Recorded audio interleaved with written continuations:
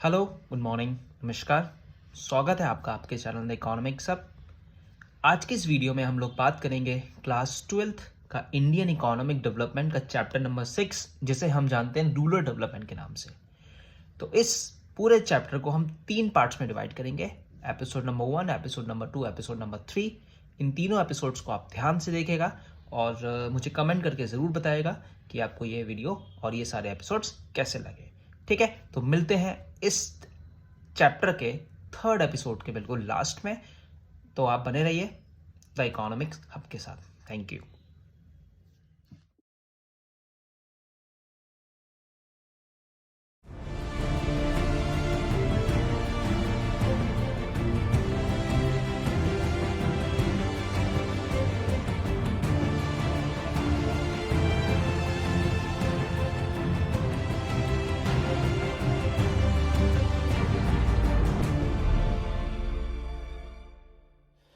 तो आइए इस चैप्टर को भी हम लोग 3 एपिसोड्स में रिकॉर्ड करेंगे, जिससे आपको ईजिली समझ में आ जाए। ठीक है, जो 1 शॉट वीडियोस होती हैं, या आपने देखा होगा यूट्यूब पे और भी बहुत सारी वीडियोस जो एक वीडियो में पूरा समझा दिया है। तो हमें कोई रेस नहीं लगानी, हमें चीज़ों को समझना है अच्छे से। ठीक है, तो चैप्टर नंबर आपका 6 Indian economic development class 12th episode number 1 start करते हैं हम लोग। Rural development. रूरल डेवलपमेंट का मतलब क्या होता है? देखो, रूरल डेवलपमेंट नाम से हमें समझ में आ रहा है। रूरल का मतलब होता है ग्रामीण क्षेत्र, जहाँ पे गांव के लोग ज़्यादा रहते हैं, या एक ऐसा एरिया जो अभी पूरी तरह से विकसित नहीं है, पूरी तरह से डेवलप नहीं है। तो इसीलिए इस चैप्टर का नाम रूरल डेवलपमेंट रखा गया है। क्यों? क्योंकि हम चाहते हैं हमारी जैसे अर्बन इकोनॉमी डेवलप्ड हो रही है, उसी तरह से हमारी रूरल इकोनॉमी भी क्या हो, डेवलप्ड हो। ठीक है, तो इस चैप्टर में हम ये सब चीज़ें पढ़ेंगे। आप इस इमेज को देख पा रहे हैं? इस इमेज में पूरी तरह से आपको ये बताया गया, अगर किसी गांव में, किसी रूरल एरिया में ये सब चीज़ें हैं, तो इसका मतलब वो रूरल एरिया क्या है, पूरी तरह से डेवलप्ड हो चुका है। यहाँ पे इकोनॉमिक डेवलपमेंट भी हो चुका है और यहाँ पे सोशल डेवलपमेंट भी हो चुका है। ठीक है, तो ये इमेज लगाने का पीछे मोटिव यही है, जिससे आपको समझ में आए कि यहाँ पे देखिए रोड्स भी हैं, यहाँ पे देखिए ट्रैक्स भी हैं, यहाँ पे देखिए विंड्स एनर्जीज भी हैं, यहाँ पे देखिए हॉस्पिटल भी हैं, यहाँ पे देखिए स्कूल्स भी हैं, यहाँ पे एग्रीकल्चर सिस्टम भी पूरी तरह से है, यहाँ पे डैम्स भी है। तो ये एक ऐसी इकोनॉमी है, एक ऐसा एरिया है रूरल एरिया में, जहाँ पे सब चीज़ें हैं, जिसकी वजह से इसको हम डेवलप्ड बोल सकते हैं। ठीक है, तो ये इमेज आपको ध्यान में रखनी है। नेक्स्ट, रूरल डेवलपमेंट को बेसिकली हम 2 पार्ट्स में डिवाइड करते हैं, जैसे मैंने आपको ऊपर इमेज में बताया, इकोनॉमिक ग्रोथ और सोशल ग्रोथ। इकोनॉमिक ग्रोथ का मतलब क्या होता है कि वहाँ पे रोड्स अच्छी हों। ठीक है, इकोनॉमिक ग्रोथ का मतलब क्या हो गया, जहाँ पे रोड्स अच्छी हों, वहाँ पे डैम्स हों, वहाँ पे, और आपका सोशल डेवलपमेंट क्या हो गया, वहाँ पे आपके हॉस्पिटल्स हो, वहाँ पे आपके स्कूल्स हो, वहाँ पे आपकी विंड एनर्जी हो, वहाँ पे आपकी और भी बहुत सारे संसाधन हो। अगर ये दोनों चीज़ें किसी इकोनॉमी में हैं, तो इसका मतलब उस इकोनॉमी का ग्रोथ और डेवलपमेंट दोनों हो रहा है। ठीक है, तो ये चीज़ यहाँ बताइए। Rural development means an action plan for the economic and social development. किसी भी इकोनॉमी में, किसी भी एरिया में अगर इकोनॉमिक और सोशल ग्रोथ दोनों हमें देखने को मिल रहा है, इसका मतलब वो एरिया क्या कर रहा है, धीरे धीरे करके या तेज़ी से भी कह सकते हैं डेवलप्ड हो रहा है। ठीक है, नेक्स्ट, चैलेंजेस। अब हमेशा ही इंडियन इकोनॉमी में, या हमने इंडियन इकोनॉमी की बात करनी है, तो इंडियन इकोनॉमी में क्या है, हमेशा विलेजेस में या अर्बन एरिया में किसी ना किसी तरह के चैलेंजेस हमेशा रहते हैं। चैलेंजेस का मतलब आप सबको जानते हैं। चैलेंजेस का मतलब क्या होता है? चैलेंजेस का मतलब होता है हमारे सामने चुनौतियाँ। अब वो चुनौतियाँ इस चैप्टर में कौन कौन सी हैं? 2 तरह की हैं। एक तो है लिंगरिंग चैलेंजेस और एक है इमर्जिंग चैलेंजेस। लिंगरिंग का मतलब होता है, आपको मैं लिख के बता देता हूँ, जो पुराने ज़माने के चैलेंजेस हैं। मतलब पुराने ज़माने के मतलब जो पहले से हमारे सामने चैलेंजेस चलते आ रहे हैं। और इमर्जिंग चैलेंजेस मतलब जो वो चैलेंजेस हैं जो आजकल ट्रेंड में है, मतलब जो नए चैलेंजेस हमें गांव में देखने को मिलते हैं। तो लिंगरिंग मतलब पुराने चैलेंजेस, और इमर्जिंग मतलब जो आज के ज़माने में हमें देखने को मिलते हैं। तो ये एग्जामिनर आपसे पूछ सकता है प्रैक्टिकल में कि ऐसे 2 चैलेंजेस बताइए जो रूरल डेवलपमेंट में आपको देखने को मिलते हैं। तो आप बताएंगे लिंगरिंग चैलेंजेस और आप दूसरा बताएंगे इमर्जिंग चैलेंजेस। ठीक है, लिंगरिंग चैलेंजेस का मतलब क्या है? जैसे रूरल मार्केटिंग और रूरल क्रेडिट। और इमर्जिंग चैलेंजेस भी आपके 3 पार्ट्स में डिवाइड है: employment outside agriculture, diversification of production activity और ऑर्गेनिक फार्मिंग। तो लिंगरिंग चैलेंजेस थोड़ा सा हम पढ़ लेते हैं। Rural marketing. रूरल मार्केटिंग का मतलब क्या होता है कि अब आपने फसल को बना लिया, आपने गेहूं बना लिया, आपने चावल बना लिया, आपने गन्ना बना लिया, अब उसको कैसे सेल करेंगे, मतलब कैसे उसे मार्केट तक लेके जाएंगे, और मार्केट में ले जाने के बाद कैसे उसे बेचेंगे, एक चैलेंजेस। दूसरा है रूरल क्रेडिट। रूरल क्रेडिट का मतलब होता है कि sources of income, sources of fund, कहाँ कहाँ से हम क्या करेंगे, फंड को एडजस्ट करेंगे। मतलब अब किसानों के पास इतना पैसा तो होता नहीं है, अगर किसानों के पास इतना पैसा होता तो वो किसानी क्यों करते, ये पहले ज़माने की आपको बात बता रहा हूँ। तो वो फंड कहाँ से अरेंज करेंगे, तो this is called rural credit. और रूरल मार्केटिंग का मतलब है कि अपने प्रोडक्ट को वो कैसे सेल करेंगे। ठीक है, जब भी आप इसकी डेफिनेशन लिखें तो इन दोनों वर्ड्स को अंडरलाइन कर दें। एमर्जिंग चैलेंजेस आज के टाइम में चैलेंजेस क्या आ गए, एम्प्लॉयमेंट आउटसाइड एग्रीकल्चर। अब आउटसाइड के अलावा भी बहुत सारे लोग हैं जो एग्रीकल्चर नहीं कर पा रहे हैं, तो उस एग्रीकल्चर नहीं कर पा रहे हैं जिसकी वजह से क्या है, उनको आउटसाइड एग्रीकल्चर काम देखना पड़ रहा है। तो उसमें प्रॉब्लम है डाइवर्सिफिकेशन ऑफ प्रोडक्शन एरिया। अब एग्रीकल्चर ही तो सब कुछ नहीं है ना, एग्रीकल्चर के अलावा भी फिशरीज़ हो गया और आपका ऑर्गेनिक फार्मिंग हो गया। तो ये सारी चीज़ें भी आज के टाइम में हमें आपके रूरल डेवलपमेंट में या रूरल एरियाज़ में देखने को मिलती हैं। तो लिंगरिंग चैलेंजेस मतलब जो पुराने ज़माने से चलते आ रहे हैं, और इमर्जिंग चैलेंजेस जो वो चैलेंजेस हैं जो आज के टाइम में हमें देखने को मिल रहे हैं। समझ में आ गई बात, तो ये चैलेंजेस हमें देखे।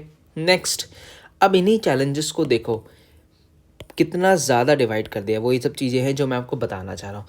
ये जो चार्ट मैंने आपको दिया है ना यहाँ पे, या तो आप इसका पूरा स्क्रीनशॉट ले लीजिए या इस चार्ट को आप अपनी नोटबुक में नोट डाउन कर लीजिए। ये पूरा आपका कंप्लीट चैप्टर है, ये आपको कहीं नहीं मिलेगा, ये पूरा कंप्लीट चैप्टर है। इस कंप्लीट चैप्टर को मैंने आपको क्या कर दिया, एक पूरे चार्ट में बना दिया जिससे आपको ईजिली और आसानी से समझ में आ जाए। ठीक है, तो lingering challenges, rural marketing, rural credit, इसको डिवाइड करा, फिर इसको डिवाइड करा, फिर इमर्जिंग चैलेंजेस को हमने अलग अलग पार्ट्स में डिवाइड कर दिया, इंस्टीट्यूशनल, नॉन इंस्टीट्यूशनल सोर्सेज, यही पूरा चैप्टर है बस। ठीक, तो इन सारी चीज़ों को हम एक एक करके पढ़ते हैं। आइए, सबसे पहले क्या दिया है आपको, सबसे पहले आपको दिया है रूरल क्रेडिट। हमने कौन सा पार्ट पढ़ना है, हमें पढ़ना है रूरल क्रेडिट। सबसे पहले हम पढ़ेंगे रूरल क्रेडिट क्या होता है। रूरल क्रेडिट का मतलब क्या होता है, रूरल क्रेडिट मैंने आपको समझाया कि क्रेडिट का मतलब क्या होता है, उधार मिलना। अब किसानों के पास, पहले के किसानों के पास इतना पैसा तो होता नहीं था कि वो अपना पैसा लगा के फार्मिंग कर सकें, तो वो क्या करते थे, वो क्रेडिट एजेंसीज देखते थे, मतलब जहाँ से उन्हें लोन मिल सके। ठीक, रूरल क्रेडिट और agriculture credit means credit for farming, खेती के लिए पैसा जुटाना, because credit is the life line, क्योंकि क्रेडिट जो था वो लाइफ लाइन थी, क्योंकि पहले के ज़माने में किसानों के पास इतने पैसा नहीं होता था। ठीक, और farming activities in rural area, this is because of 2 reason, ये 2 रीजन्स की वजह से हुआ है। पहला है, most farming families in India are small and marginal holder. जो पहले के किसान थे वो बहुत ज़्यादा स्मॉल और मार्जिनल होल्डर्स थे, producing just enough for subsistence, वो इतना ही बनाते थे कि वो अपनी चीज़ों को क्या कर सकें, आगे बढ़ा सकें। यहाँ पे सब्सिस्टेंस का मतलब है कि वो चीज़ों को बना रहे हैं केवल और केवल अपने लिए।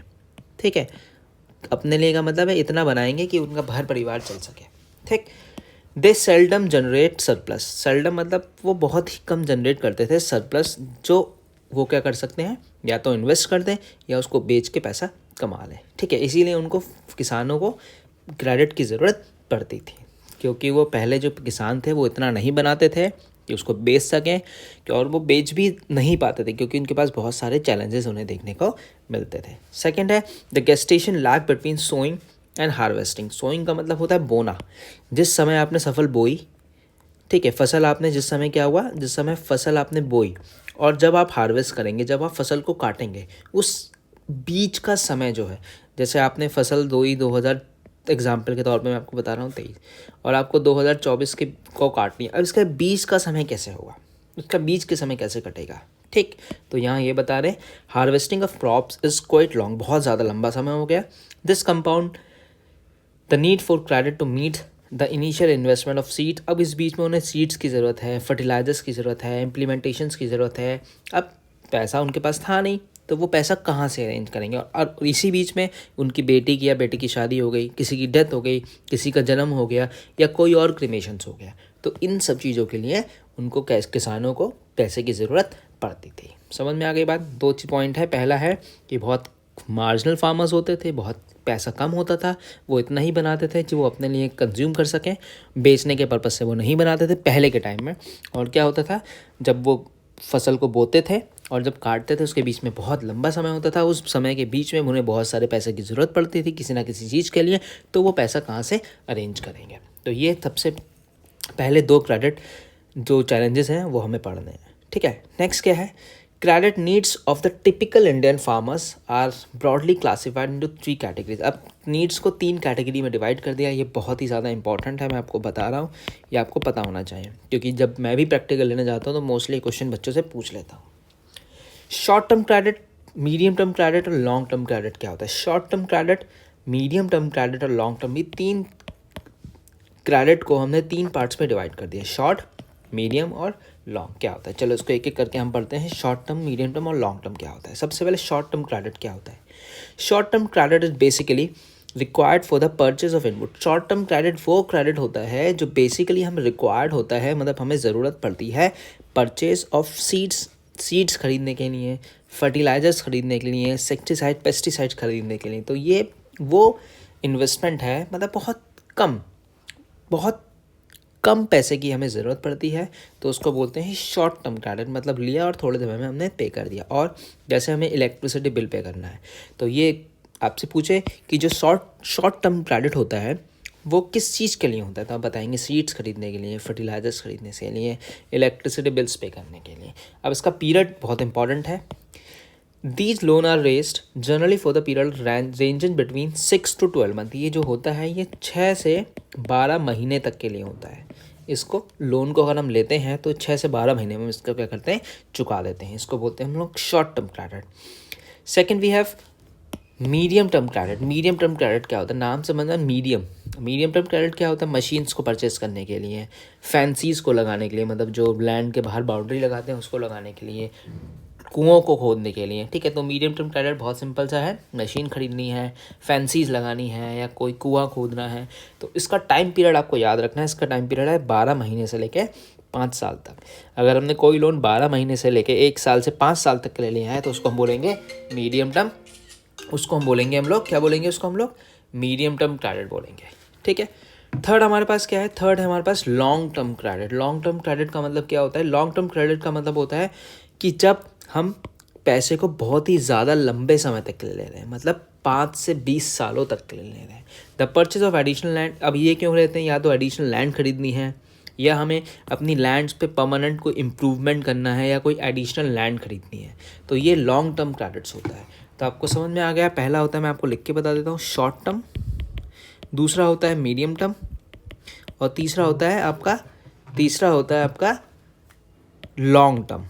शॉर्ट टर्म क्या होता है, मीडियम टर्म क्या होता है, लॉन्ग टर्म क्या होता है। शॉर्ट टर्म होता है जो हम 6 से 12 महीने तक ले लेते हैं, और ये 5 से 10 साल, ये आपका जो होता है ये 1 साल से लेके 5 साल तक ले लेते हैं, और ये होता है 5 से 20 साल तक के ले लेते हैं। तो ये तीनों आपको कैटेगरी पता होनी चाहिए, कितने समय तक के ले लेते हैं, और उसके बाद आपको ये पता होना चाहिए कि हम क्यों लेते हैं, मतलब इसका पर्पस क्या होता है। ठीक है, तो ये मैंने आपको समझा दिया क्रेडिट नीड्स। अब credit requirement for the farmer, इसको थोड़ा सा और हम डिटेल में पढ़ लेते हैं। कुछ पैसा जो होता है वो प्रोडक्टिव यूज़ के लिए लेते हैं, कुछ पैसा जो होता है वो अनप्रोडक्टिव यूज़ के लिए लेते हैं। प्रोडक्टिव यूज़ का मतलब क्या होता है, प्रोडक्टिव यूज़ का मतलब होता है सिंपल सा, प्रोडक्टिव यूज़ का मतलब है आपका कि प्रोडक्टिव यूज़ का बेसिकली मतलब होता है कि हमने पैसा लिया है किस चीज़ के लिए, हमने पैसा लिया है आपका जैसे फैंसीज लगाने के लिए, जैसे हमने लिया है लैंड को ख़रीदने के लिए, जैसे हमने लिया है आपका इंसेक्टिसाइड्स खरीदने के लिए, जैसे हमने लिया है किसी मशीन को ख़रीदने के लिए। तो these are all productive use.